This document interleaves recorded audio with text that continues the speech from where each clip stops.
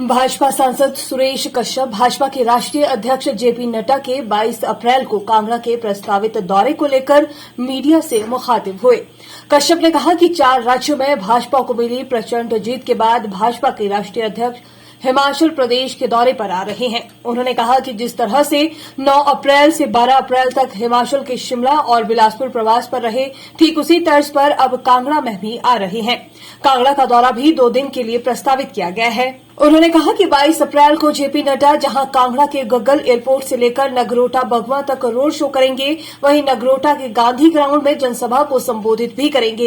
इतना ही नहीं, 23 तारीख को भी जेपी नड्डा कांगड़ा में ही मौजूद रहेंगे और इस दिन वो कार्यकर्ताओं के साथ बैठकर आगामी चुनावों की रणनीति पर विस्तृत चर्चा करेंगे। सुरेश कश्यप ने कहा कि आम आदमी पार्टी की मंडी रैली पूरी तरह से फ्लॉप साबित हुई। हालांकि उन्होंने आंकलन लगाया था कि ये रैली बड़ी रहेगी, लेकिन ऐसा कुछ नहीं हुआ। जबकि जेपी नड्डा की रैलियों में उमड़ने वाली भीड़ बताती है कि उनकी सरकार से लोग कितने खुश हैं। आम आदमी पार्टी को लेकर उन्होंने कहा कि प्रदेश में उनके 4 महत्वपूर्ण ओहदों से संबंधित नेता पार्टी को छोड़कर भाजपा का दामन थाम चुके हैं। इससे अंदाजा लगाया जा सकता है कि उनका हिमाचल में क्या प्रभुत्व होगा।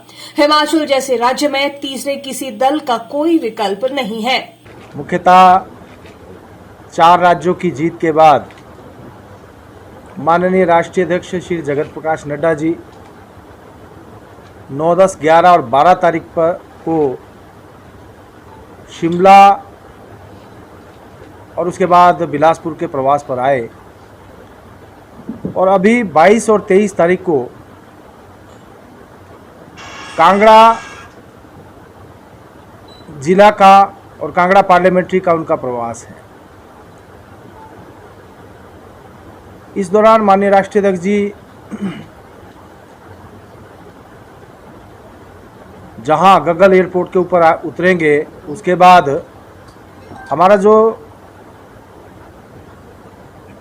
अगला उनका कार्यक्रम वहां से सीधा हमारा विधानसभा का नाम नगरोटा बगवां विधानसभा में एक बड़ा रोड शो उनके लिए रखा गया है और उसके बाद गांधी ग्राउंड में एक जनसभा को संबोधित करेंगे। इस दौरान माननीय राष्ट्रीय अध्यक्ष जी का जहां गग्गल एयरपोर्ट से लेकर नगरोटा बगवां तक भव्य स्वागत रखा गया है और एक बड़ी जनसभा उसको भी संबोधित करने का कार्यक्रम है।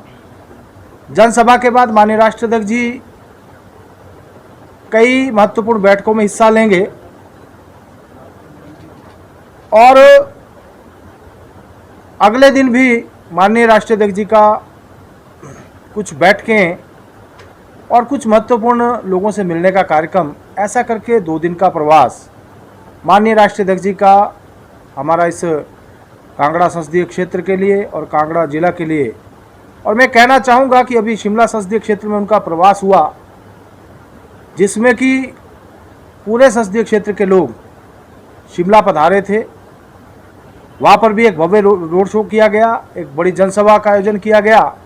उसके बाद हमीरपुर संसदीय क्षेत्र में, और मैं कहना चाहूँगा कि हमारा जो बिलासपुर जिला है, वहाँ माननीय राष्ट्रीय अध्यक्ष जी ने 2 दर्जन से ज़्यादा बड़ी बैठकें करके वहाँ लाखों कार्यकर्ताओं के साथ उनका न केवल मिलना हुआ, अर्थात उनका मार्गदर्शन भी हमको मिला। कुल मिलाकर एक बहुत सफलतम दौरा उनका पिछला दौरा रहा और इसी प्रकार से अब एक भव्य कार्यक्रम, एक बड़ा रोड शो, एक बड़ी जनसभा इस क्षेत्र में, इस संसदीय क्षेत्र में माननीय राष्ट्रीय अध्यक्ष जी की होने जा रही है। कुल मिलाकर इस प्रकार का उनका एक दौरा, जो कि हम बहुत ही महत्वपूर्ण, मैं कहना चाहूँगा कि ऐसे समय में जब हम चुनावी वर्ष में हैं और चुनावी वर्ष में माननीय राष्ट्रीय अध्यक्ष जी का अपने प्रदेश में, हमारे लिए बड़े गर्व की बात है कि माननीय राष्ट्रीय अध्यक्ष जी हिमाचल जैसे छोटे से राज्य से आते हैं, आज दुनिया के सबसे बड़े राजनीतिक दल का प्रतिनिधित्व करते हैं और उनका उनका नेतृत्व और उनके मार्गदर्शन में हिमाचल प्रदेश भारतीय जनता पार्टी आगे बढ़ रही है। देखिए, जहाँ तक आपने केजरीवाल जी की बात कही, मैं नहीं समझता हूँ कि किसी प्रकार से उसका कोई हमको इम्पैक्ट यहाँ पर हिमाचल प्रदेश में, क्योंकि हमने मंडी में भी देखा बहुत सारी इस प्रकार से मीडिया के अंदर और बहुत उनका पंप और शो इस प्रकार का उनका था। लेकिन जो हम सोच रहे थे कि बहुत बड़ी एक जनसभा, बहुत बड़ी एक रैली होगी, ऐसा कुछ नहीं था। थोड़े से लोग एकत्र उन्होंने किए थे, जिसमें कि मैं कहना चाहूँगा कि ज़्यादातर लोग जो है बाहर से लेकर आए थे, हिमाचल प्रदेश से कोई बहुत ज़्यादा लोग उसमें नहीं थे। और मुझे नहीं लगता कि कांगड़ा में भी किसी प्रकार का कोई ऐसा अभी उनका प्रभाव कांगड़ा में हो, ऐसा मुझे नहीं लगता।